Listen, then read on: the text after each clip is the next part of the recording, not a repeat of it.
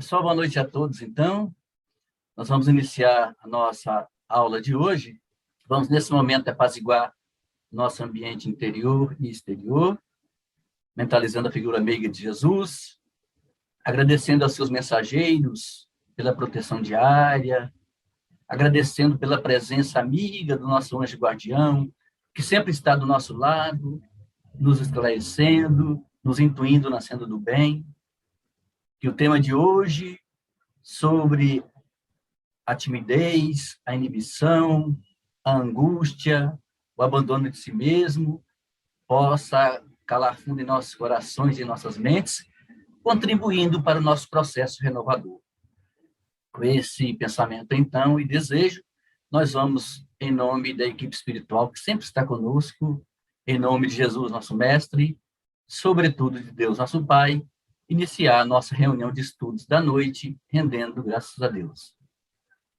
Passamos a palavra, então, de imediato ao Lelis, que dará início à primeira parte de nosso encontro. Nosso boa noite a todos. Vamos, então, iniciar a apresentação dos nossos slides. Aqui estamos, então. Bem, minha gente, a primeira parte ficou comigo, que é timidez e inibição. A segunda parte vai ficar a cargo do Eurípides. Então, primeiro, para que a gente desperte um pouco a nossa curiosidade, pergunta-se: a timidez e a inibição é necessariamente negativa ou negativo?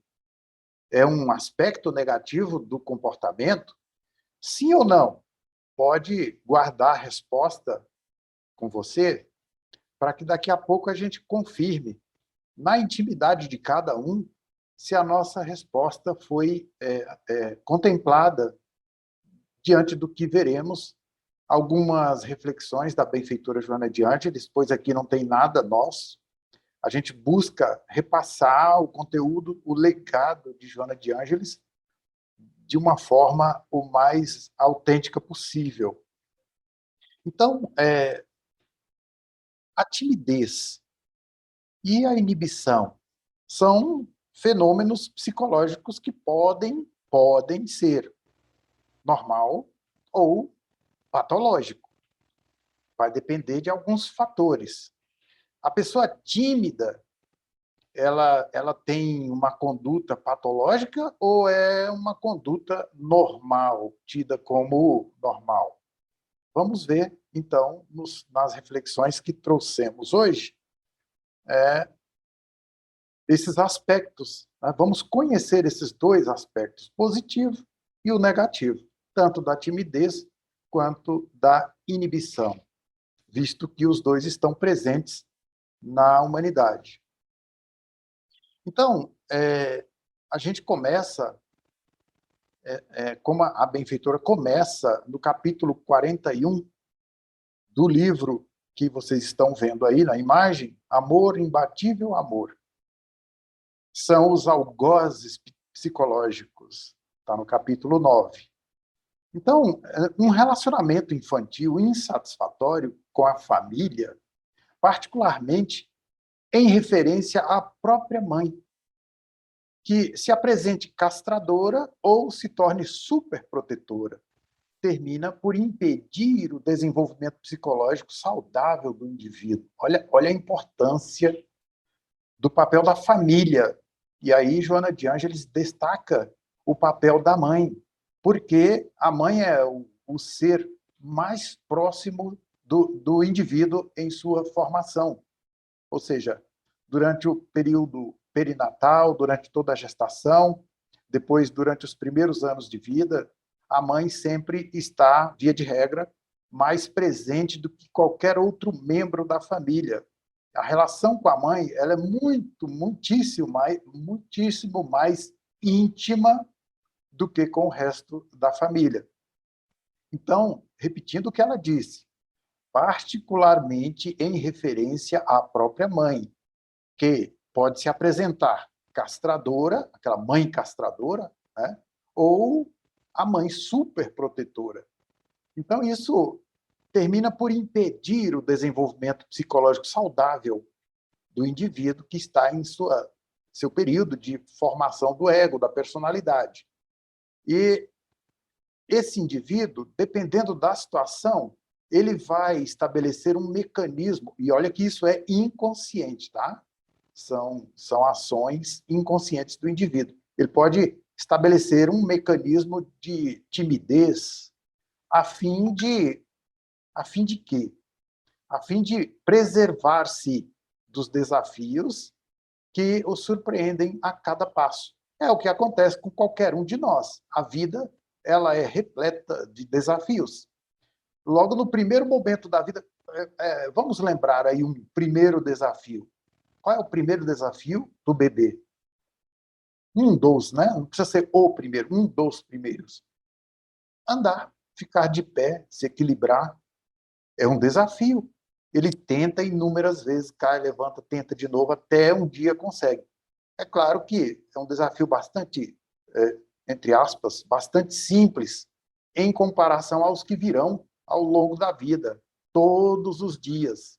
Então, o desempenho do indivíduo ante esses desafios vai depender muito desse relacionamento infantil insatisfatório ou satisfatório com a família, começando pela mãe, como diz a benfeitora. Então, gente, muitas vezes o indivíduo submetido a uma situação constrangedora por impositivo materno, que não lhe permite espaço para a autenticidade, sente-se castrado nas suas aspirações e necessidades. E aí, preferindo sofrer limitações a assumir atitudes que lhe podem causar mal-estar e aflições. Ou seja, diante de um desafio, a atitude, digamos, ideal, adequada, seria o enfrentamento, de forma corajosa, de forma firme, enfrentar o desafio. Seria o resultado de um desenvolvimento psicológico saudável. Então, se isso não ocorreu, o indivíduo vai criar, então, uma espécie de mecanismo de autopreservação. Ele vai evitar esses desafios, ele não quer nem saber de desafio, porque isso vai lhe causar aflições e mal-estar, já que tem que ir à luta, né? E ele não desenvolveu essa habilidade em razão da castração ou da superproteção. E, em seguida, a benfeitora diz que a timidez pode apresentar-se como fenômeno psicológico normal, como já dissemos, né? Antes, ela diz o seguinte, por outro lado, superprotegido aliás, o indivíduo anulado, superprotegido, ele sente anulada a faculdade de discernimento e ação, toda vez que defronta uma situação que exige valor moral e coragem. Olha aí. Então, é por isso que, muitas vezes, o indivíduo tímido é chamado também de covarde, de fraco, de outros adjetivos mais, né? Que a gente não precisa agora listar todos aqui. Então, super protegido, ele tem tolhida a sua capacidade de desenvolver as suas habilidades, o seu discernimento, dizendo melhor, a faculdade de discernimento e de ação. O que é discernimento mesmo? É a habilidade de diferenciar entre o bem e o mal, fazer o bem ou fazer o mal, agir bem ou agir mal. Então, ele não desenvolve essa percepção, porque a superproteção, o que acontece com a mãe? O que acontece com o indivíduo que é superprotegido? Vamos dar um exemplo aqui bem fácil de a gente entender e que é bastante comum.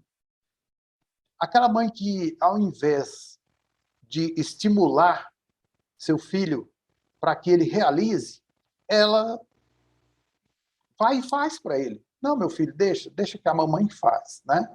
Um exemplo assim bem simples mesmo. E isso se torna um hábito, é a superproteção.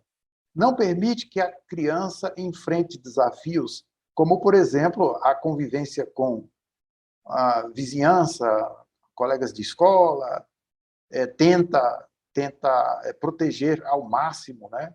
Aquela mãe que não aceita que o filho foi empurrado na escola, que ele foi empurrado na rua, sofreu aquelas pequeninas agressões da infância e tal, e toma as dores e torna isso algo muito solene. Então, a criança ela vai se acostumando inconscientemente a isso, a superproteção, e vai, como a benfeitora disse, anulando o desenvolvimento da faculdade de discernimento e de agir por si mesma, né? Então, isso é uma das raízes da timidez. E aí, já não é a timidez normal, né? Digamos assim, considerada normal. Por quê?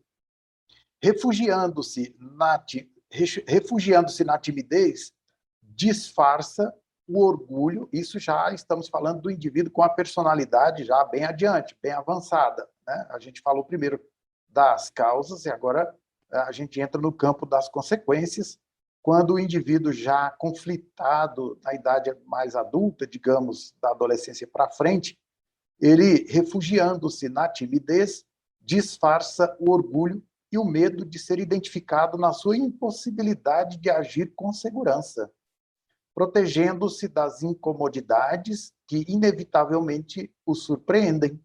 Então, quer dizer, ele não desenvolveu essas habilidades. Não lhe foi permitido, em razão da superproteção, o desenvolvimento através do exercício, né, das ocorrências normais do dia a dia. Então, ele se habituou de forma inconsciente, repito, a fugir, né, a se proteger das incomodidades que inevitavelmente o surpreendem. Como consequência, o desenvolvimento da libido também faz-se incompleto, dando nascimento a limitações e receios infundados quanto à própria atividade sexual, o que se pode transformar em conflito de maior profundidade na área do relacionamento interpessoal, assim como na autorrealização. Até nisso influencia, né? Então, aí é quando ela entra com essa frase: a timidez pode apresentar-se como fenômeno psicológico normal quando? Quando se trata de um cuidado ante-enfrentamentos que exigem ponderação. Olha só, alguma situação, digamos, de relevância, uma situação grave, que exige ponderação, discernimento, cuidado, equilíbrio e decisão, dos quais resultarão comprometimentos graves no grupo social, familiar, empresarial, de qualquer ordem. Então, ela continua dizendo: poder-se-ia, deixa eu tirar aqui só um pouquinho antes de a gente chegar lá, eu vou dizer o seguinte: a benfeitora diz, poder-se-ia mesmo classificá-la como um mecanismo de prudência, né? Propiciador de reflexão necessária para a adoção de uma conduta correta. É o caso. É um mecanismo de prudência propiciador de reflexão necessária para a adoção de uma conduta correta. A pessoa para, se cala, se recolhe e até, talvez, dependendo da situação, se isole por algum momento, por alguns momentos, para discernir o que fazer, né? De forma mais segura. E, igualmente, diante de situações e pessoas novas, em ocorrências inesperadas que exigem uma rápida resposta, temperamentos existem que se precatam timidamente, sem que haja necessariamente, de forma alguma, aliás, sem que haja de forma alguma exteriorização patológica na conduta, tornando-se, portanto, normal. Bem, aí ela diz, quando se caracteriza como um temor quase exagerado ante circunstâncias imprevistas, produzindo sudorese, palpitação cardíaca, colapso periférico das extremidades, ou seja, a mão fica gelada e suando, né? Os pés também, e aí sim, né? Esse é um indício fortíssimo de ansiedade, e aí se mistura a ansiedade com a timidez, e a timidez no seu aspecto patológico. Tá? Então, antes disso, ela disse que, no caso da patológica, desse aspecto, dessa manifestação patológica da timidez, ela exige, nesse caso, a patologia exige conveniente terapia psicológica, a fim de ser erradicada ou diluída a causalidade traumática através de cujo método, e somente assim, advirá a superação do problema. Então, nós que temos, em algum grau, essa timidez, nós precisamos de tratamento psicoterapêutico. Aliás, tratamento psicoterapêutico não é para a pessoa que já tem alguma patologia. O tratamento psicoterapêutico deveria ser algo mais voltado à prevenção do que propriamente a remediar o que já se estabeleceu como patologia. É sempre bom ter uma visita ao psicoterapeuta. Então, continuando. O indivíduo tímido, de alguma forma, é portador de exacerbado orgulho, olha só, orgulho, escondido atrás da timidez, tá? Que o leva à construção de comportamento equivocado. Supõe inconscientemente, é bom lembrar, que não se expondo, ele supõe que não se expondo, resguarda a sua realidade conflitiva, impedindo-se e aos outros impossibilitando uma identificação profunda do seu self, da sua realidade íntima. É o que Joana de Ângeles chama de self, sinônimo de espírito. Portanto, a nossa realidade íntima, o eu imortal que se manifesta através do corpo, com seus conflitos, suas conquistas e também suas carências e deficiências transitórias. Noutras vezes, subestima-se e a tudo aquilo quanto poderia induzi-lo ao crescimento psicológico, à aprendizagem. Então, não só me subestimo, a minha timidez,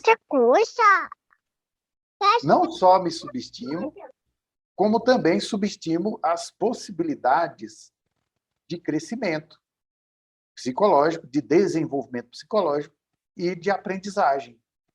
E aí eu evito, né, o confronto com esses desafios. Também subestima as possibilidades de um bom relacionamento social e torno-me, no caso, tímido, um fardo, considerando que as interrogações que poderia propor, os contatos que deveria manter, não são importantes. Isso é subestimar, se subestimar, né? É baixa autoestima. E aí a timidez está aliada à baixa autoestima. Na sua ótica psicológica distorcida, o tímido, o que lhe diz respeito não é importante. Ah, quem sou eu, né? Tendo a impressão de que ninguém se interessa por ele, que as suas questões são destituídas de valor, sendo ele próprio desinteressante e sem significado para o grupo social. A timidez oculta-o, fazendo-o ausente, mesmo quando diante dos demais. Quer dizer, eu estou diante de todos aqui, mas se eu sou tímido, a minha timidez é capaz de me fazer desaparecer. De certo modo, a timidez escamoteia temperamentos violentos. Além do orgulho, que a gente já falou, né? Também temperamentos violentos que não irrompem, produzindo distúrbios externos, porque se detêm represados, transformando-se em cólera surda, aquela cólera que o indivíduo guarda dentro de si mesmo, contra as outras pessoas, às vezes até contra si próprio. É de considerar-se que essas são reações infantis face ao não desenvolvimento e amadurecimento psicológico, como já dissemos. Nesse quadro mais grave, o conflito procede de experiência pretérita, ou seja, de existências passadas, né?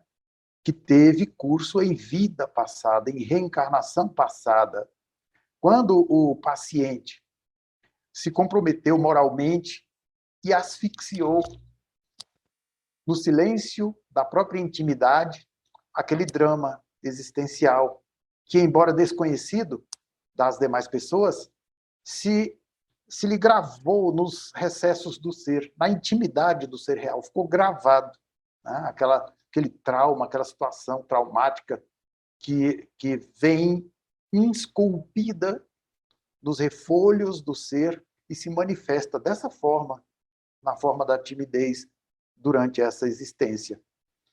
Então, transferindo-se de uma para outra reencarnação como mecanismo de defesa em relação a tudo e a todos que lhe sejam estranhos. Então, gente, no íntimo, o orgulho dos valores que se atribuem, olha só, o tímido se atribui valores, né? E a presença da culpa também, esculpida no inconsciente, geraram-lhe o clima de timidez em que se refugia. Ele acaba se refugiando nesse clima de timidez.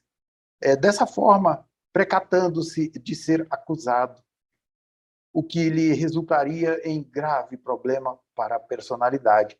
Aí onde entra a ação do ego e seus mecanismos de defesa, né? O ego, ele protege com unhas e dentes a persona, a máscara colocada diante da realidade que é. Então, a gente idealiza uma realidade adequada e aceitável para o grupo social. Então, no íntimo, o orgulho dos valores que se atribui e a presença da culpa, tudo se mistura, né? Essa culpa que vem esculpida no inconsciente profundo, daí a necessidade do tratamento psicoterapêutico, né? São esses fatores inconscientes, conteúdos inconscientes que geram o clima de timidez no qual nos refugiamos quando tímidos somos. Então, a timidez é terrível algoz por aprisionar a espontaneidade. Eu deixo de ser espontâneo. Eu fico o tempo todo fingindo ser o que não sou. Eu não consigo, né? Eu estou preso na minha timidez, amarrado aos meus conteúdos inconscientes negativos, o aspecto sombrio da sombra. Parece redundância, mas não é, tá? Porque a sombra esconde também talentos, aspectos positivos do indivíduo. Por exemplo, você pode ter um talento que você ainda não descobriu, habilidades que estão escondidinhas. Isso é conteúdo positivo da sombra.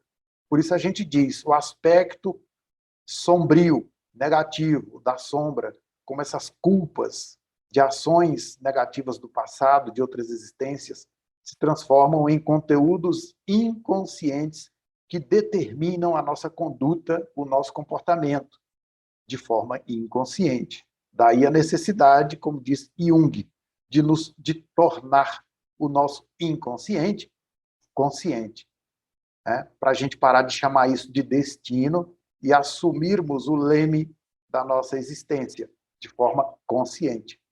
Então, a timidez, de novo, repetindo aqui, é um terrível algoz por aprisionar a espontaneidade, que impede o paciente de viver em liberdade, de exteriorizar-se de maneira natural. Seja você mesmo, Lelis, né? Seja autêntico, não se preocupe em mostrar aquilo que você não é, né?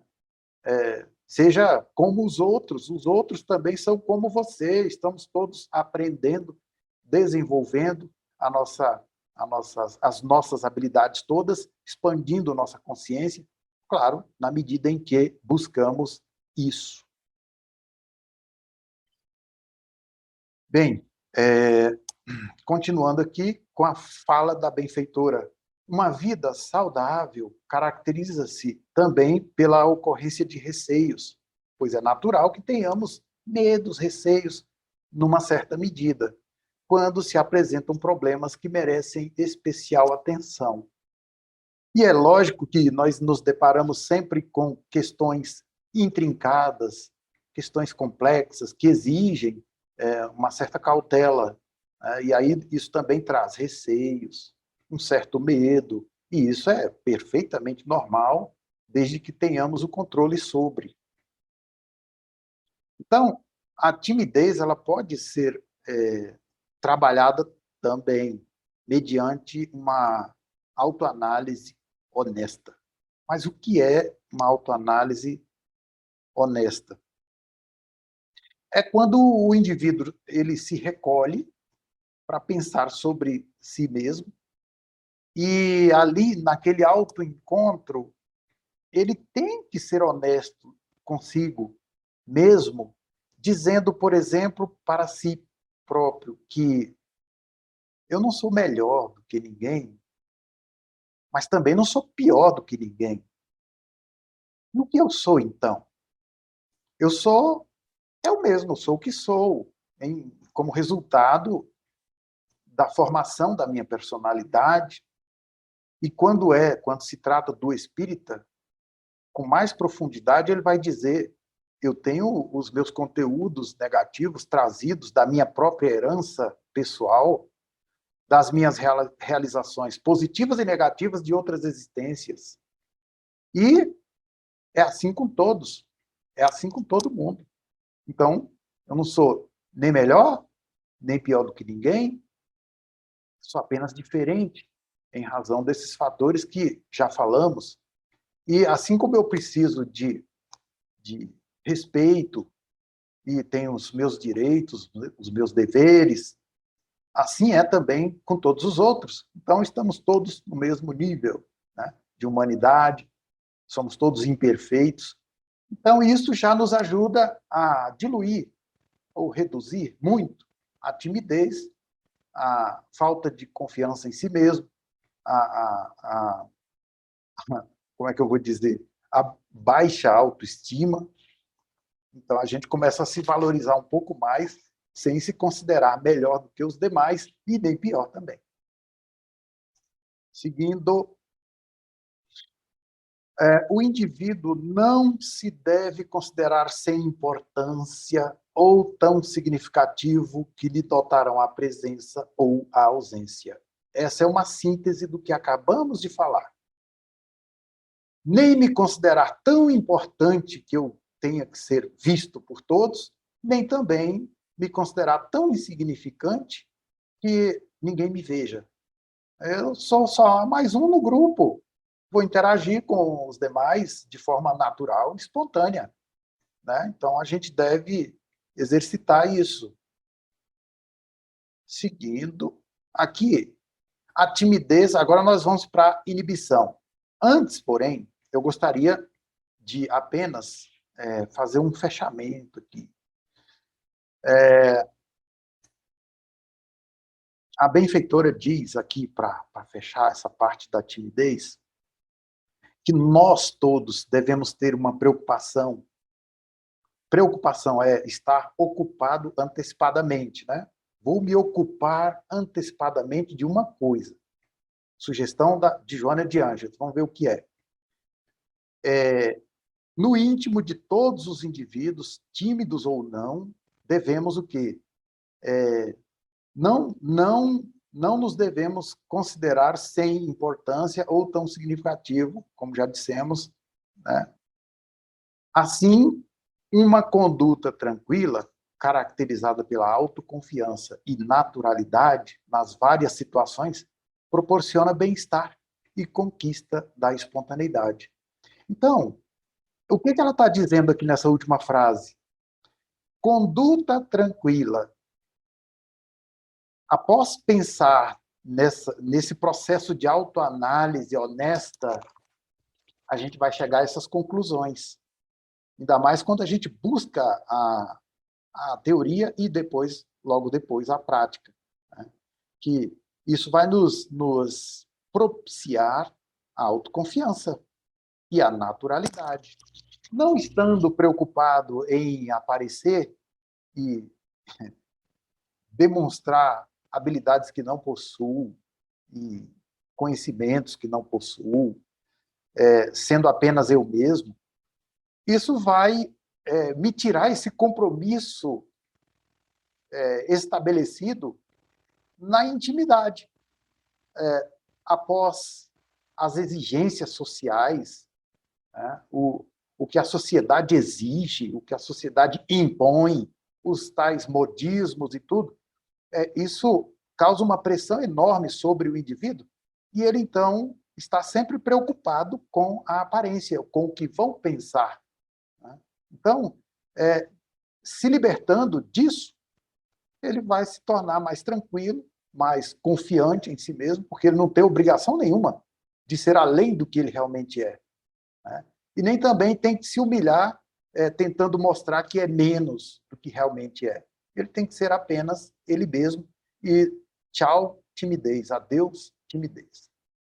E agora sim, a gente passa para a inibição, que é se confunde, né, com timidez. Por que se confunde? Até a benfeitora repete aqui na abertura do texto. O que é inibição, né? A timidez excessiva disfarça o orgulho dominador. Isso a gente viu lá no tópico da timidez, e agora estamos vendo novamente no tópico da inibição. Então, a gente pergunta o que é mesmo timidez e o que é inibição. Vamos tirar essa confusão da nossa cabeça? Bom, eu procurei lá no Hawais, né, dicionário online, e também no Michaelis. Só que antes disso, eu peguei uma frase de um autor chamado Paul Valéry, onde ele diz assim: a ignorância oscila entre a extrema ousadia e a extrema timidez. É o que Joana de Ângeles falou agora há pouco, né? Quando impera a ignorância, ou a gente quer aparecer demais, preocupado com a aparência, tentando disfarçar os nossos conflitos íntimos, a nossa baixa autoestima, e aí a gente faz muito barulho e quer aparecer muito. Então, esse é um extremo. Né? E o outro extremo é a gente se isolar, se diminuir e estar ausente, mesmo estando no grupo. Então, a ignorância oscila entre a extrema ousadia e a extrema timidez. Agora, falando sobre o significado. Timidez, no Roais. Inibição, olha só, definição de timidez, tá? Inibição, estado de quem tem vergonha de se expor. Condição da pessoa tímida, acanhada. Por exemplo, não conseguiu discursar e culpou sua timidez.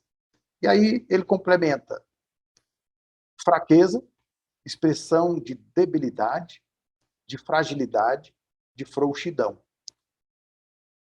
Isso é no Hawais, né? E no Michaelis, diz-se de um indivíduo acanhado, fraco, inibido, retraído. E aí vem uma série de definições, né? De timidez até a etimologia. Eu não peguei a etimologia, porque não vem ao caso hoje para a gente. E agora sobre inibição.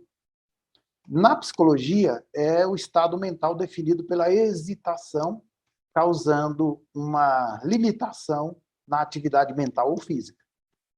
Então, observe, limitação é exatamente inibir.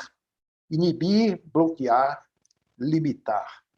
Então, o próprio indivíduo, ele se limita a fazer algo, a realizar coisas.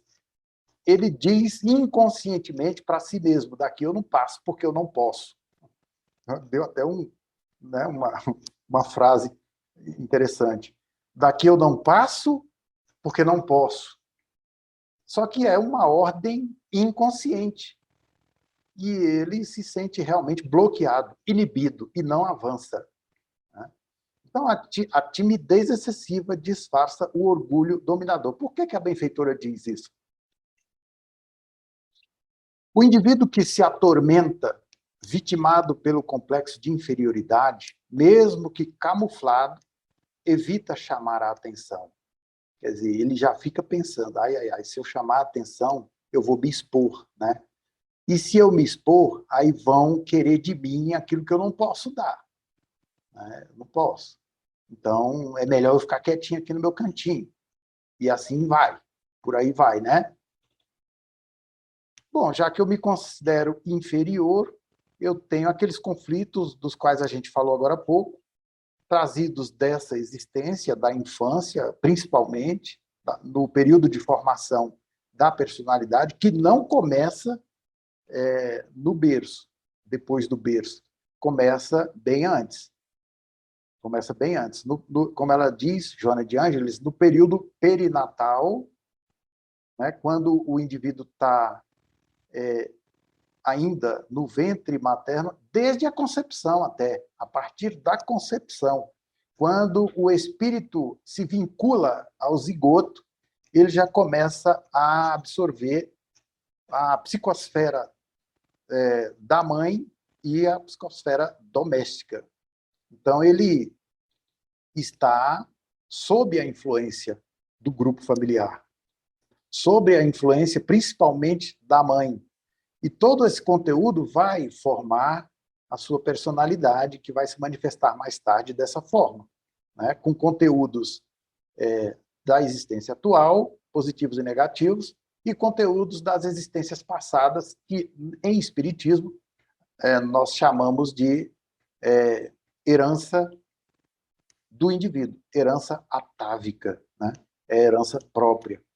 Então, gente, na inibição, vamos seguindo aqui adiante, embora interiormente viva um vulcão de ansiedades e de aspirações que asfixia afetivamente, tomando posições isolacionistas, de onde observa o mundo exterior e as outras pessoas, considerando-as levianas porque alegres. Quer dizer, vê as pessoas felizes, alegres, e considera-as levianas. E, porque espontâneas, na sua visão turva, considera que elas são exibicionistas, quando elas são extrovertidas. Então, veja como é embaçada a janela da pessoa que sofre esses conflitos. Né? Aqui. A inibição, essa resistência psicológica íntima a pessoas, acontecimentos e condutas, é causa de muitos males na área da emoção.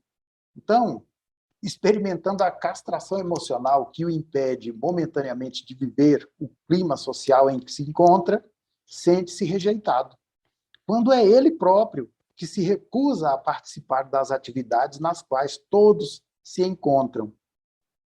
Não apenas isso, mas também se utiliza do falso recurso de justificação, supondo-se isolado. Porquanto ninguém se interessa pela sua pessoa, quando, em verdade, por sua vez,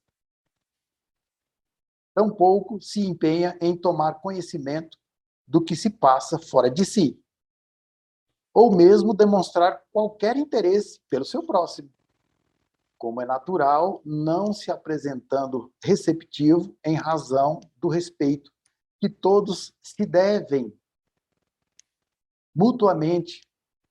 As outras pessoas poupam-se ao prazer ou não prazer de buscá-lo, para manter qualquer tipo de intercâmbio fraternal ou afetivo.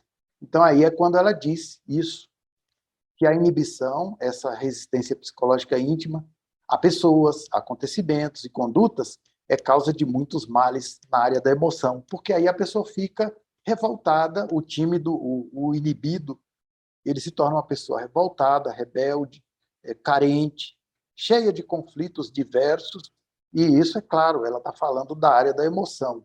Sentindo-se não aceito, acumula azedume e atormenta-se, frustrando as inumeráveis possibilidades de alegria e comunicação. Quer dizer, a pessoa se sabota, isso é autossabotagem. O inibido e o tímido, eles estão, sem perceberem, ou, portanto, de forma inconsciente, fazendo autossabotagem. Geralmente, a autossabotagem é isso mesmo, é inconsciente.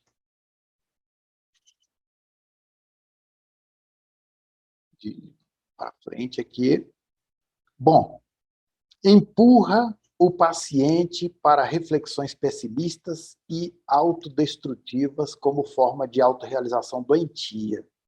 Se ele não se sente capaz de autorrealizar-se no grupo, participando ativamente das atividades grupais da sociedade, seja em que área for, ele se isola, né? Ele é empurrado por esses conflitos do seu íntimo para reflexões pessimistas. Ele se isola. E aí a gente sabe que entra também o fator obsessivo. Suas ideias negativas e autodestrutivas, elas são reforçadas, potencializadas pelos seus inimigos invisíveis, que influenciam fortemente na sua conduta mental, no seu campo mental e no seu campo emocional. Por isso devemos reagir, buscar tratamento, se não na casa espírita, pelo menos na psicoterapia, ou ambos. Tá? O ideal seria ambos. Então, gente, para a gente caminhar aqui para o finalzinho, quase sempre esse estado mórbido decorre de uma infância infeliz. Quase sempre.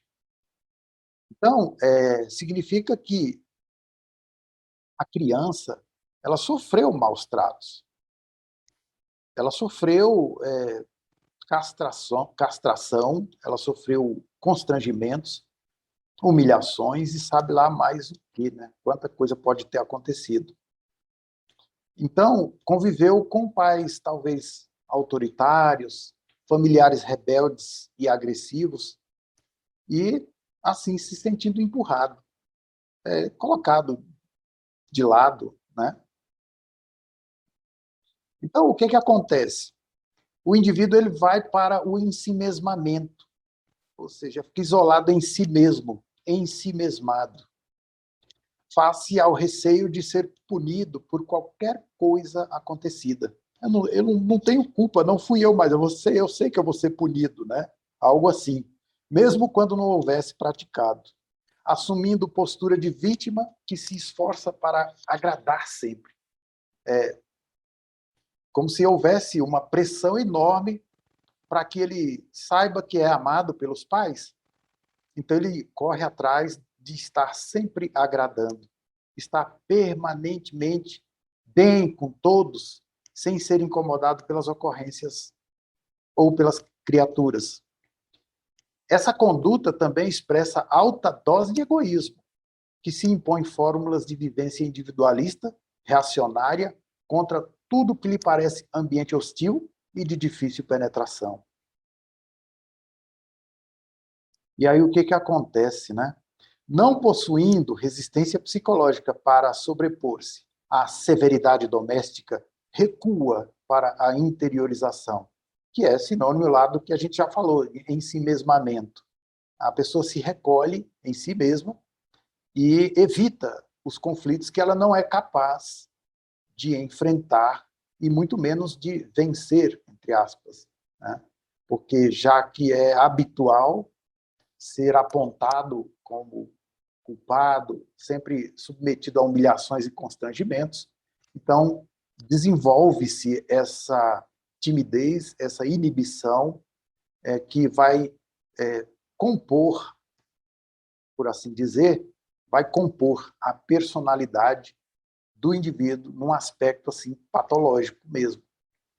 Outras vezes, a conduta insensível dos pais, especialmente da mãe, com quem mais se convive do período infantil, fez o atual paciente sentir-se rejeitado, transformado em incômodo que era para os seus genitores, como se a sua presença lhes constituísse um fardo, eliminando pela indiferença. Ele é eliminado pela indiferença do grupo familiar. Essa mesma ocorrência pode também originar-se no convívio com outros adultos e apresentar as suas primeiras marcas no relacionamento com outras crianças, que, incapazes de compreender a ocorrência, criticam e expulsam, né, das suas brincadeiras aqueles que desagradam. E aí a criança, dentro de casa e fora de casa, está sofrendo, né, esses constrangimentos que vão reverberar durante toda a sua existência, lhe causando danos emocionais e psicológicos. O ser existencial, todavia, é, antes de quaisquer outras considerações, um espírito imortal, herdeiro de todas as realizações que lhe assinalam a marcha ancestral. Ela diz mais, ela diz que nós somos viajores de muitas experiências em roupagens carnais diferentes e múltiplas, que nós somos arquitetos de glórias e de desaires, através do comportamento ético-moral, social, religioso, político, artístico e de qualquer outra natureza, por cujas faixas transitamos no curso da nossa evolução. Então, gente, aqui, como já dissemos, né, a gente dá uma recuada lá no período da concepção, quando houve a fecundação e aí começou a formação de um novo corpo, que será instrumento transitório do reencarnante. Encontra-se o ser pleno antes do corpo. Encontra-se o ser pleno, indestrutível, portanto imortal, né? Herdeiro de si mesmo, trabalhador incansável do próprio progresso, que lhe cumpre conquistar a esforço pessoal. Então, como disse Jesus, a cada um segundo suas realizações, segundo suas obras. Desde o período perinatal, a partir da concepção, que os implementos do pretérito se esculpem no ser em formação, modelando-o conforme as matrizes que se lhe encontram no cerne, no fundo, no âmago, no núcleo espiritual, né? Então, veja, a herança de nós mesmos. Joana de Ângeles costuma chamar de herança atávica, ou seja, tudo que está no fundo do inconsciente, registrado na memória profunda, de alguma forma influencia na formação de uma nova personalidade a partir do período perinatal, a partir da gestação da nossa mãezinha, né? que está gerando um novo corpo para esse menino difícil. Vamos lá. A gente já está terminando aqui, tá? Então, o problema conflitivo se encontra no indivíduo e não no mundo exterior. A gente tem que parar de procurar os culpados, né? Joana de Ângeles já nos pediu para que a gente substituísse aqueles termos culpa e vítima, né, por outros termos mais, digamos, reais. Culpa a gente substitui por responsabilidade. Eu sou responsável, mas eu posso reparar tudo aquilo pelo que sou responsável. Sou responsável também por coisas positivas, realizações positivas. E aquelas de cunho negativo, claro, eu terei a oportunidade de reparar, de corrigir. Então, é um processo pedagógico, né? Então, a timidez, a inibição, atrapalha esse processo. Atrapalha, né? Nos torna prisioneiros para que não avancemos no progresso. Cada indivíduo é um universo de emoções, de conquistas, de valores por descobrir, merecendo investimentos. Opa, eu li errado. Vamos de novo. Cada indivíduo é um universo de emoções, de conquistas, de valores por descobrir, merecendo investimentos de alto significado. Então, a gente já disse isso em outras ocasiões, em outros encontros passados desse mesmo curso, e voltamos a dizer agora nessa oportunidade. Nós devemos nos amar.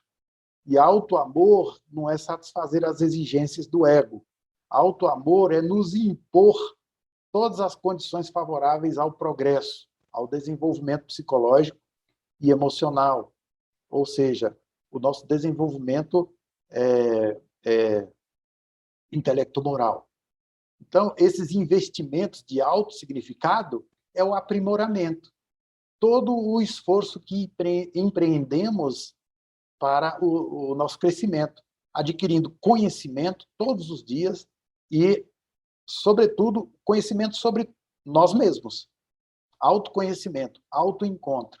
E mudando, assim, por consequência, a nossa conduta, o nosso comportamento, nos tornando seres mais conscientes, mais plenos. E aqui, então, a gente interrompe.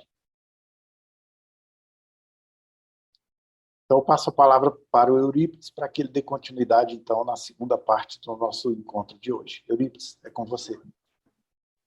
Muito obrigado, Lelis. Mais uma vez, boa noite a todos. Nós vamos dar continuidade à aula de hoje, falando agora sobre a angústia e o abandono de si mesmo. Para tanto, nós vamos compartilhar com vocês alguns slides que vão nos subsidiar na exposição do tema. Então, a segunda parte de hoje é sobre a angústia e o abandono de si mesmo. Quero começar a exposição com um trecho do Rabindranath Tagore, quando ele diz o seguinte: isso que me oprime é minha alma tentando sair, ou a alma do mundo batendo a porta do meu coração tentando entrar. O Rabindranath, gente, ele foi um poeta, escritor, filósofo e místico indiano, e seus versos contribuíram de maneira significativa para o melhor conhecimento mútuo das culturas indianas e ocidentais. A angústia não é fenômeno dos nossos dias, como a timidez, a inibição também não são. Ela acompanha a história da humanidade. Platão, em sua alegoria da caverna, mesmo indiretamente, já vislumbrava o problema da angústia, principalmente da sua distinção entre o mundo sensível e o mundo verdadeiro. Na filosofia existencialista, a palavra angústia tomou o sentido de inquietação metafísica em meio aos tormentos pessoais do homem. Pela angústia, o ser humano, na verdade, ele toma consciência ao mesmo tempo do nada, de onde ele veio, e do porvir, no qual se engaja. E, psicologicamente, a angústia diz respeito ao futuro, à expectativa. É isso que torna difícil vencê-la. Como se precaver contra o que ainda não é, contra o que pode ser? E Freud, em seus estudos de psicanálise, vê a angústia como castração, ou seja, ausência de objetivo. Lacan, que foi um autor teórico, pós-freudiano, da parte francesa, dos pós-freudianos, ele fala-nos que a angústia é um afeto que não engana e que o homem comum descreve a angústia como uma tragédia, uma coisa dentro de si, algo que aperta a sua garganta, mas não sabe o que é. Podemos chamar a angústia a forte sensação psicológica caracterizada por abafamento, insegurança, falta de humor, ressentimento e dor. A angústia é a sensação psicológica que se caracteriza pelo sufocamento, pelo peito apertado, ansiedade, insegurança, falta de humor e com ressentimentos aliados a alguma dor. A angústia, gente, surge como uma sensação de bolo na garganta, uma gastura, aquele aperto no peito, uma agitação, nervosismo e outras coisas mais. Ela também pode estar ligada a causas psicológicas como complexos e traumas de ambientes familiares, repressores ou desgastantes. Os entendidos dizem que a angústia somente será considerada se realmente ela chegar, através de lembranças traumáticas que dilaceram ou que, na verdade, podem até fragmentar o nosso ego. Então, uma doença, quando surgirem outros sintomas associados como a falta de concentração, a tristeza permanente, a inquietação, pensamentos negativos, isso pode gerar uma angústia muito grande. Ela é também uma emoção que precede como algo, um acontecimento, né? Uma ocasião ou circunstâncias esperada. Além disso, ela pode produzir problemas psicossomáticos, né? Como o próprio Lelis falou aí, dos problemas que a timidez, a inibição podem causar também no nosso soma, no nosso corpo, a angústia também o pode. A angústia é terrível agonia que limita o ser, na estreiteza das paredes da insatisfação, face à falta de objetivos e de essencialidade da existência. É que nos fala Joana de Ângeles, lá no capítulo 9, citado pelo Lelis. Então, o resultado de inúmeros desconfortos morais, gente, expressa-se em desinteresse, até doentio, espantoso às vezes, aflige o ser, né, levando a graves transtornos psicológicos. A pessoa não almeja nada, né, aparece a falta de sentido à vida, a pessoa fica insatisfeita, principalmente consigo, sem explicação plausível. Então, vive sob os limites da própria impermanência, né, que é nossa estada aqui na matéria. A pessoa também evita o contato com outras pessoas, ela prefere se enclausurar na própria pequenez, né, que ela está se sentindo muito pequena naquele momento. Allan Kardec, lá no capítulo 2 do Evangelho segundo o Espiritismo, intitulado Meu Reino Não É Deste Mundo, ele nos fala que, pelo simples fato de duvidar da vida futura, o homem dirige todos os seus pensamentos para a vida terrestre.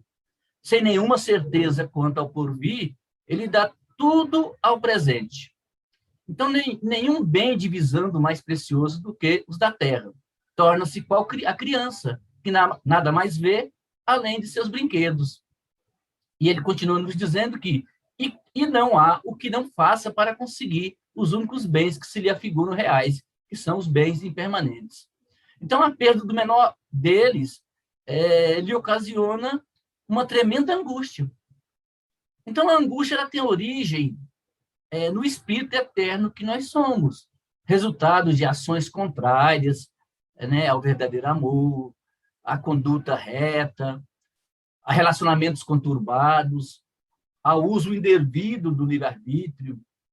Então, a pessoa resume na carne, né, na reencarnação, cultivando ressentimentos, de tudo e de todos, sem uma explicação plausível, né, sem causas aparentes. Então, a pessoa também evidencia um ego doentio. Ela cultiva aquele azedume constante. Então, nunca está de bem também com a vida. Vocês devem conhecer muitas pessoas assim, né? Que pode acontecer o que for de bom, ela nunca está de bem com a vida, nem com as pessoas. Sempre critica, sempre não concorda, e ela tenta esconder a própria angústia através de mecanismos escapistas. E Joana de Ângeles, lá no capítulo 9, ainda nos diz o seguinte: radicada no espírito, exterioriza-se como ressentimento da vida, processo de desestruturação da personalidade, azedume e infelicidade. A angústia, resultado dos ressentimentos, das culpas inexplicáveis, que evidencia uma personalidade desestruturada, pode ter como causa a conduta do espírito em vida transatas. Então, pode-se também chegar à angústia, gente, através de lembranças traumáticas, aquelas lembranças que dilaceram ou fragmentam o ego, como eu disse anteriormente. Então, a angústia é também uma emoção que precede algo, como lá no poema lá do Tagore, né? Ou seja, um acontecimento, uma ocasião, uma circunstância esperada, a pessoa pode entrar naquele estado de angústia, de expectativa muito profunda.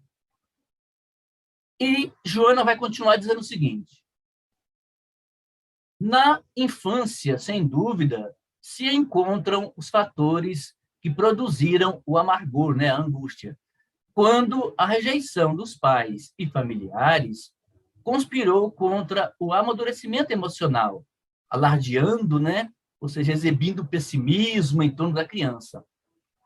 Até a Mariane comentou muito bem isso aí, né, a questão dos pais que ficam, assim, às vezes, sem saber o que fazer diante de tal situação. Então, a criança que foi brutalizada, a criança que foi desestimulada de promover qualquer reação em favor de si mesma e dos valores, né, que se lhe encontravam adormecidos, pode suprimir-lhe o direito a uma existência saudável, cheio de angústia, né? A pessoa vai desenvolvendo paulatinamente, em todas as fases do crescimento, essa angústia. Eu vou até dizer um termo aqui, usar um termo que é execrável, não é? Uma angústia abominável. Ademais, gente, pode ser que a morte dos objetivos existenciais do indivíduo, a partir desses pressupostos, deu-se, na verdade, a pouco e pouco, né? Foi paulatino, graças aos ferrões, né? Aqueles espinhos das injustiças implacáveis que desnortearam a criança quando ainda estava em formação, apresentando-lhe sempre a sua incapacidade para triunfar, a ausência de recursos para merecer respeito e consideração, a insistência e rude violação dos seus direitos como ser humano. E Joana de Ângeles diz que a criança, sentindo-se desrespeitada e odiada, pode refugiar-se na caverna, ela usa esse termo, né? Na caverna sombria da amargura, que passa a comandar as suas aspirações, terminando por desequilibrar-lhe os sentimentos e as emoções. Assim, numa infância desestruturada, num lar sem as bases do entendimento, da harmonia e da ausência de amor, pode, muitas das vezes, aparecer na juventude, na fase adulta e mesmo na madureza, vários complexos, corrompendo o indivíduo no lamaçal da angústia, do vazio existencial. Os complexos, né, só relembrando, muita gente pegou as aulas depois, complexos são agrupamentos de conteúdos psíquicos carregados de emoções que se encontram no nosso inconsciente pessoal, né? E Jung classifica a nossa psique em inconsciente, inconsciente pessoal e inconsciente coletivo. Então, os complexos, gente, eles contêm o poder impulsionador da vida psíquica, da nossa vida psíquica, e eles agem independente de nossa vontade. Então, todos nós temos complexos. Um exemplo de complexo é o complexo de abandono.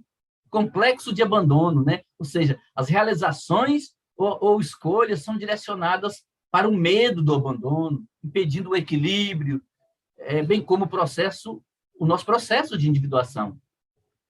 Podemos ainda dizer que a ausência dos objetivos existenciais, gente, dá-se pouco a pouco, como eu disse, devido à injustiça, a certas injustiças implacáveis que desnortearam mesmo a pessoa quando ainda estava em formação.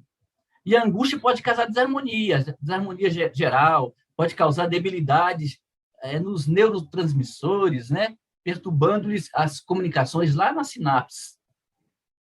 Vale ressaltar também que, nesse doloroso processo de instalação da angústia, os efeitos do comportamento desastroso, existência transata, quando malbaratou as oportunidades felizes que lhe foram concedidas pela vida, ou as utilizou indevidamente, produzindo vergonha, vexame, desconforto, quando não gerando desgraça de efeitos demorados, podendo encontrar as causas da angústia nisso aí.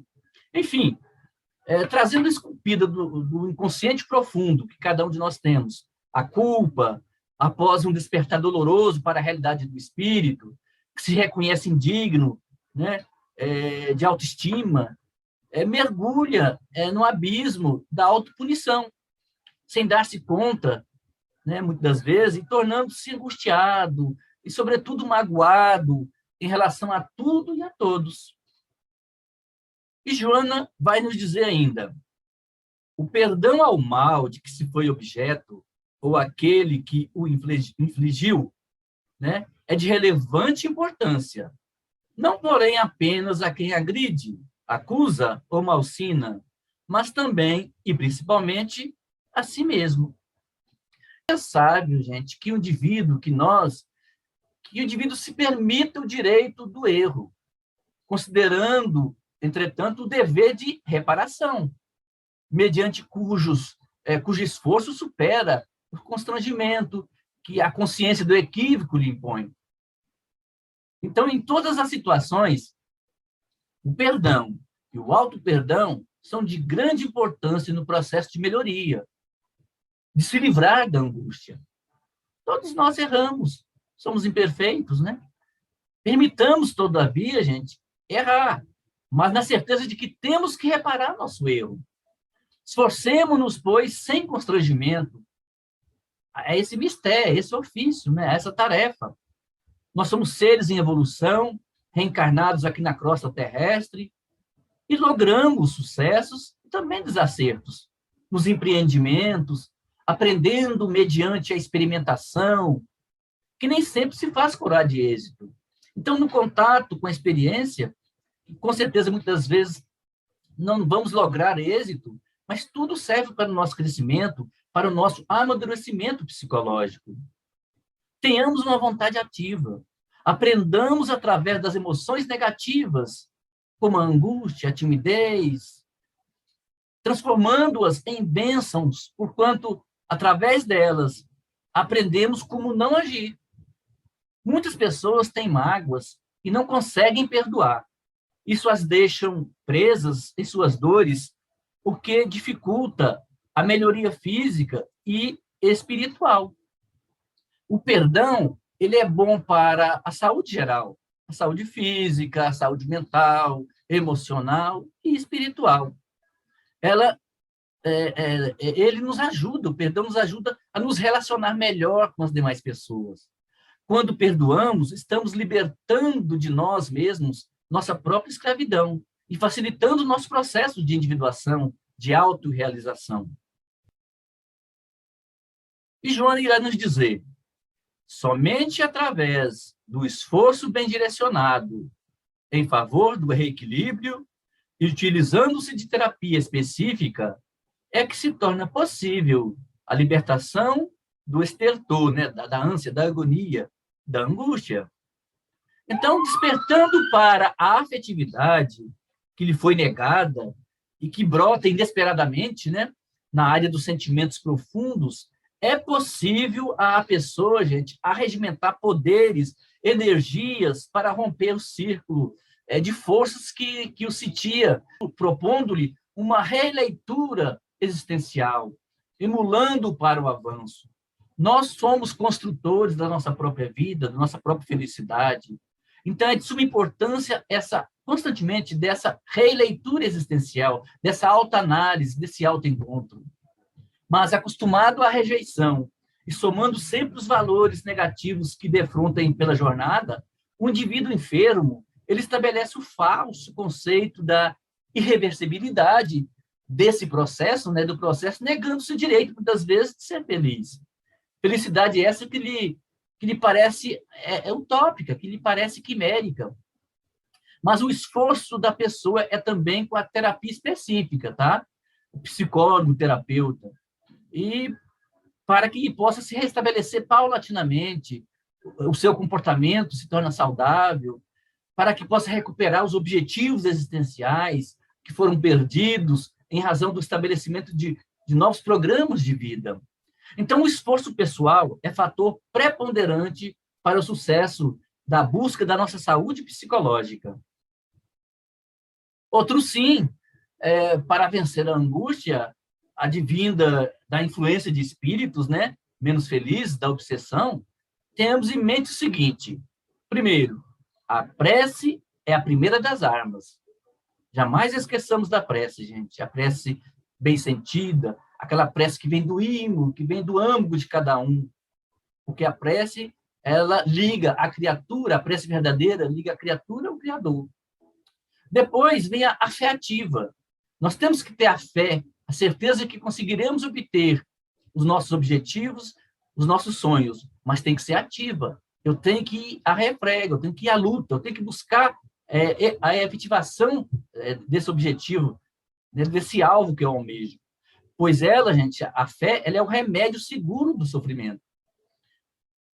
Terceiro, estejamos sempre em estudo, em comunicação constante com os espíritos de luz.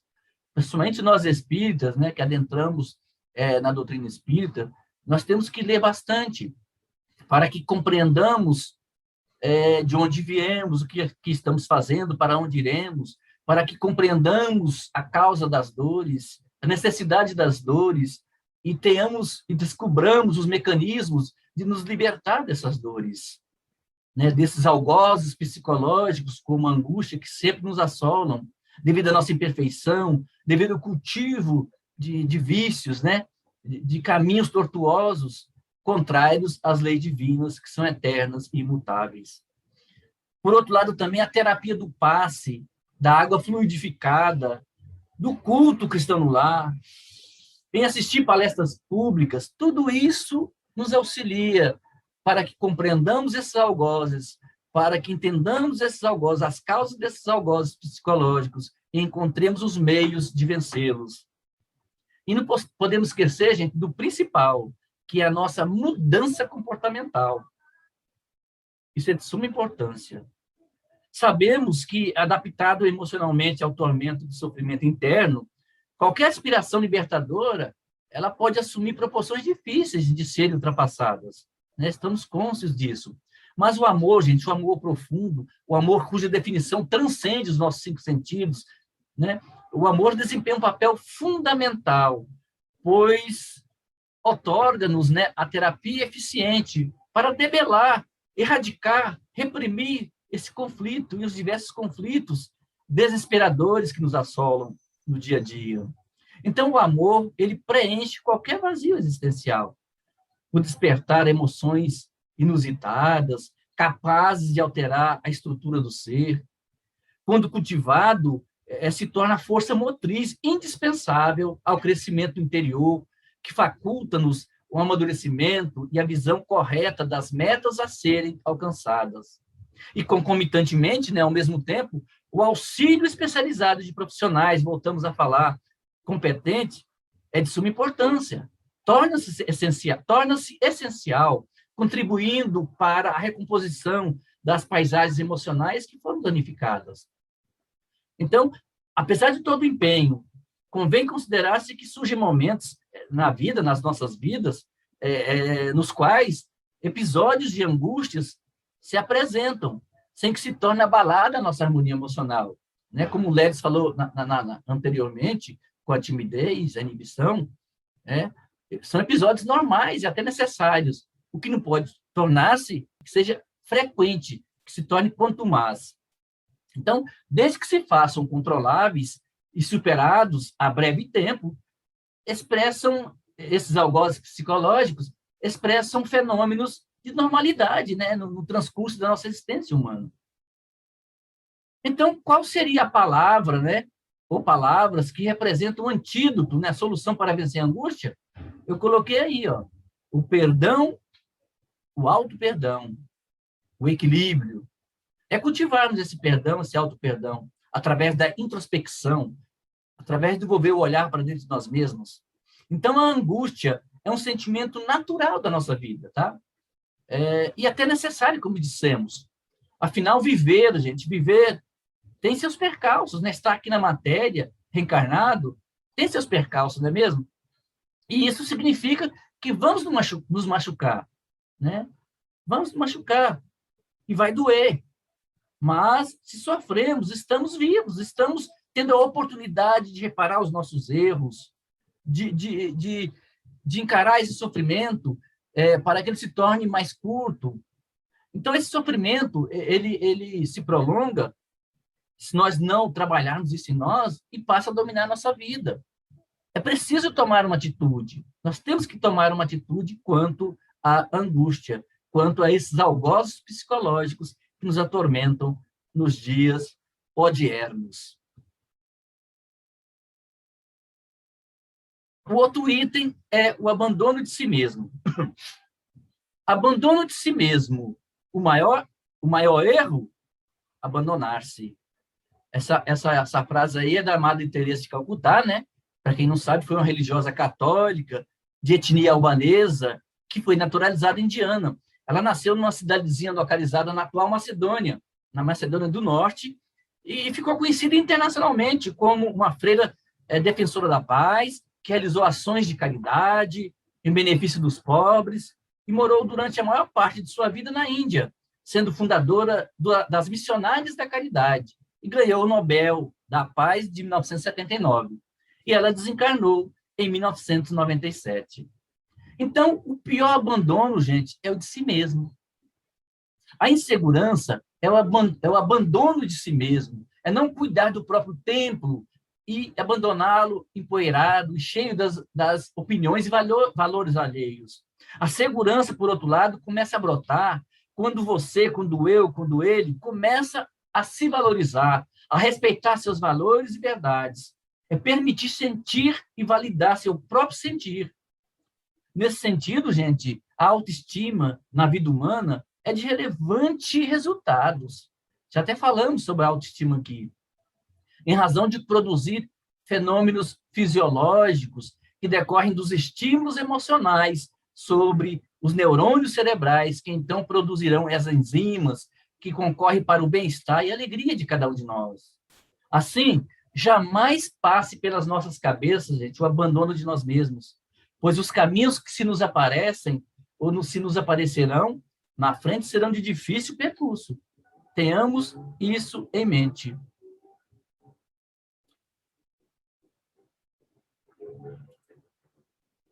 E Joana irá nos dizer mais adiante.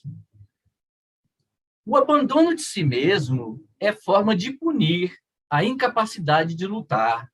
Silício, né, flagelação, voluntário, para a autodestruição. Recurso para punir os familiares ou a sociedade na qual se encontra. Sentindo-se impossibilitado de competir, negando-se a lutar, recalcando, reprimindo os conflitos na raiva, na mágoa, na angústia, castiga-se para vingar-se de todos aqueles que se lhe apresentam na mente. E atormentada, né? Naquela mente atormentada, como responsáveis pelo seu estado. Vejam bem que ponto chega a pessoa que abandona a si mesma. Então, a debilidade de resistências psicológicas que se convertem em ausência de forças morais conduz o indivíduo a esses estados mórbidos, deixando a deriva, nos fala a mentora Joana de Ângeles. Então, a revolta e pessimismo, gente, assaltam-no, levando a certos paroxismos de desesperação interior, em cujo processo mais se aflige, entorpecendo os centros do discernimento e mergulhando-se em fundo poço da desarmonia. Vejam que estado lamentável de quem chega a essa posição, a de abandonar a si mesmo. A pessoa se entrega completamente, fica sem forças para lutar, abre campo para as influências espirituais, as obsessões, acaba somatizando esse estado emocional nas doenças de diversos matizes, descamba para os vícios de todos os tipos, não aceita ajuda, se isola. Se possível, gente, essas ocorrências traumatizantes, por isso mesmo, devem ser liberadas mediante catarses, né? Autoanálise, essa libertação psíquica, né? Catarses próprias, ou através da modificação da forma, né, em que uma substituição seja necessária em termos de pensamentos positivos, onde se vai excluir os pensamentos destrutivos, perversos, negativos, e passar a cultivar aqueles que devem reger as realizações edificantes, interagindo na conduta que se alterará para melhor, direcionada para a saúde. Desse modo, o esforço para o autoconhecimento, ele se transforma, gente, em necessidade terapêutica, né? Porquanto o aprofundamento sereno na busca de respostas para os conflitos da personalidade culminarão apresentando a cada um informações que não haviam sido detectadas lucidamente e que passarão a contribuir de forma valiosa na conduta doravante. A convivência social também, mesmo que se apresentando desagradável para nós, ela irá contribuir para que se descubra os valores em outras pessoas, que distanciadas são tidas como antipáticas, inconvenientes ou desinteressantes. Enquanto a pessoa não se resolva por crescer e ser feliz, gente, esses algozes implacáveis, como a timidez, a inibição, a angústia e o abandono de si mesmo, e outros mais, vão atormentar, vão ferir cada vez mais. E Joana continua nos dizendo o seguinte: sem motivação estimuladora para buscar objetivos salutares nos rumos existenciais, auto-abandona-se, descuidando da aparência como efeito do pessimismo que o aturde. Quando a pessoa entra nesse estado de lassidão, ela não toma banho, ela não troca roupa, ela fica só deitada, não come, o descuido é geral. No fundo, gente, essa pessoa, ela passa a exigir uma assistência que se não permite. E quando alguém se dispõe a oferecê-la, ela recusa, agredindo verbalmente e até fisicamente, ou fugindo para atitudes de autocomiseração nas quais ela se compraz. Às vezes, a pessoa coleciona azedume, a sua e a presença de alguns se faz desagradável. Ela não aceita visita, não quer ver ninguém. Às vezes aceita uma ou outra pessoa. Então, ela fica carregada de negatividade, com altas doses de censura aos outros, ou de auto-reproche, evitando-se a liberação. Desse modo, a debilidade de resistências psicológicas, que se convertem à ausência de forças morais, conduz o indivíduo a estados mórbidos, né? a estados doentios, enfermiços, deixando-o à deriva. Porque ela não aceita ajuda. Ela prefere ficar ali, daquela forma, se entregando, morrendo paulatinamente. Então, quanto mais forem precárias nossas resistências psicológicas, mais sujeitos às doenças estaremos, devido ao cultivo da timidez, da inibição, da angústia, deixando-nos sem rumo. Ninguém é perfeito, já o disse hoje, e como espíritas, bem o sabemos. Somos espíritos endividados em reparação aqui na matéria, sofrendo as expiações, as provações necessárias para o nosso crescimento. Mas, mesmo assim, procuremos não cultivar a revolta, o pessimismo, pois bem poderemos ser assaltados por um desespero interior, que esse desespero que pode obliterar nosso discernimento, mergulhando-nos no poço da desarmonia, nos levando ao abandono de nós mesmos. Porque sem motivação, aquela motivação estimuladora para buscar objetivos salutares nos rumos existenciais, a pessoa se auto-abandona-se. Sem objetivos, sem rumos, faltam-nos estímulos. Sentimos-nos excluídos da vida. E nesse estado, a pessoa fica em estado deplorável. Já não toma, como eu disse, não quer saber de tomar banho, ela descuida-se das medidas higiênicas básicas, não come, só enxafurda-se nos vícios execráveis. Então, a pessoa não quer ver ninguém, não dá atenção para ninguém, né? Não reconhece mais ninguém, enclausura-se em um mundo à parte, evita o contato social e tem medo de tudo. Mais adiante, o espírito de Joana de Ângeles irá nos dizer: o esforço para o autoconhecimento se transforma em necessidade terapêutica, porquanto o aprofundamento sereno na busca de respostas para os conflitos da personalidade culminarão apresentando a cada um informações que não haviam sido detectadas lucidamente e que passarão a contribuir de forma valiosa na conduta. Urge, pois, caros irmãos, iniciarmos o processo de autoconhecimento, no contato com o inconsciente profundo, descobriremos informações importantes que serão trazidas para o nosso consciente, fortalecendo-nos no combate às emoções negativas, aos complexos execráveis. Porque se um indivíduo se comporta através de sucessivas reações, sem a oportunidade de atitudes conscientes, que são resultado da ponderação, do amadurecimento, da análise em torno do fato, mais se lhe agravam os efeitos perniciosos de tal atitude. É perfeitamente normal uma reação que decorre da força do instinto de preservação da vida, resguardando-se automaticamente de tudo aquilo que vem a constituir sofrimento ou desagrado. Reações em cadeia, sem intervalos para a lógica, nem a meditação, em volta do que está sucedendo, tornam-se morbidez, né? Enfermidades. Morbidez de conduta, expressão do desequilíbrio instalado no campo emocional. Então, são esses distúrbios emocionais, esses algozes implacáveis, que merecem combate sistemático e diluição contínua, não se lhes permitindo fixação interior. Ouçam bem, caros irmãos, a ocorrência de qualquer um deles é perfeitamente normal no comportamento, no nosso comportamento humano, servindo, inclusive, como eu falei, para fortalecimento dos valores íntimos da nossa própria saúde emocional.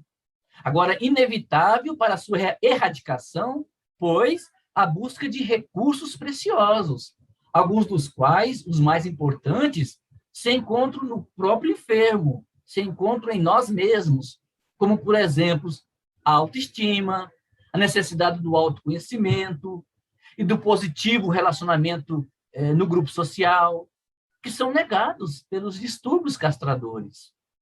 Então, a convivência social irá contribuir para que o indivíduo descubra valores em outras pessoas que, distanciadas, são tidas como antipáticas, às vezes, por nós, inconvenientes ou desinteressantes. E, com isso, se aperceberá que todas experimentam as mesmas pressões, né? E sofrem semelhantes problemas. Então, esse contato social é importante. A gente vai perceber que as pessoas também elas passam pelos mesmos problemas, pelas mesmas dificuldades pelas quais nós estamos passando. Sendo que algumas, elas sabem como administrá-los, racionalizá-los e superá-los, vivendo em equilíbrio. É nosso direito, espíritos em evolução, lograr sucesso ou desacerto nos empreendimentos que se nos permite, aprendendo mediante a experimentação no contato com o outro. Ninguém evolui sozinho, isolado. É importante esse contato para o nosso crescimento, para o desenvolvimento nosso psíquico, né, emocional e espiritual também. Então, o contato social é muito importante na aquisição e repasse de valores por parte da pessoa que está sob o guante, né, sob o rigor do abandono de si mesmo. Não é fácil, eu bem sei, porque a pessoa não quer saber de nada, se entrega completamente ao abandono de si mesmo. Mas nós, outros, temos que tentar ajudar de alguma forma. Enquanto o indivíduo, gente, não se resolve por crescer e ser feliz, esses algozes implacáveis e mais outros vão atormentá-lo, vão feri-lo cada vez mais e dominando a sociedade, né? Que passará, ele vai passar a ser vítima, né? Vai se julgar uma vítima da sociedade. Qual é a palavra que representa o antídoto, a solução para vencer o abandono de si mesmo? O alto amor, né? Então, as ocorrências traumatizantes, por isso mesmo, ao invés de aceitas pelo self, pelo espírito eterno que somos, né, devem ser liberadas mediante, como eu disse anteriormente, catarses próprias ou através da mudança. Transformação dos conteúdos, de forma em que a substituição aos pensamentos destrutivos, perversos, negativos, passam a ser cultivados, né? Os edificantes, né? Possamos interagir na conduta, no nosso relacionamento com o outro, podemos alterar o nosso comportamento para melhor, podemos direcionar tudo isso para uma perfeita rigidez física e mental. Mais adiante, a mentora irá nos dizer: a aquisição ou despertamento do si, né, do self, é o grande desafio da existência humana, tornando-se condição de relevância no comportamento do ser e nos enfrentamentos que deverá desenvolver. Então, o nosso grande desafio contemporâneo é o autoconhecimento. A conquista de si mesmo proporciona alegria e libertação dos sentimentos subalternos, né, negativos, conflitivos. Que nossas almas consigam encontrar as raízes profundas do divino, para que em cada emoção possa desabrochar o amor.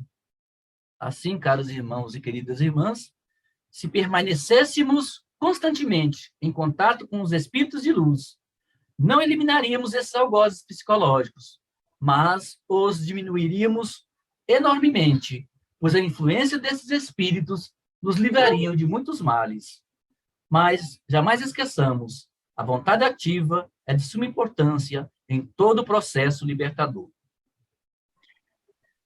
Agradeçamos a Deus do fundo do nosso coração pela oportunidade de compartilhar conhecimentos trazidos pela benfeitora Joana de Ângeles e toda a sua equipe, a equipe do Grupo de Assistência Espiritual Eurípides Baixo Novo, que nos ampara há décadas, e que nós, por nossa vez, possamos nos conservar sempre receptivos, dóceis à vontade de Deus, sem revolta, sem rebeldia, mas sempre com muita gratidão e reconhecimento pela misericórdia infinita e pela bondade do Pai Criador. Que todos estejam em paz, sempre com Jesus em seus corações, e que assim seja.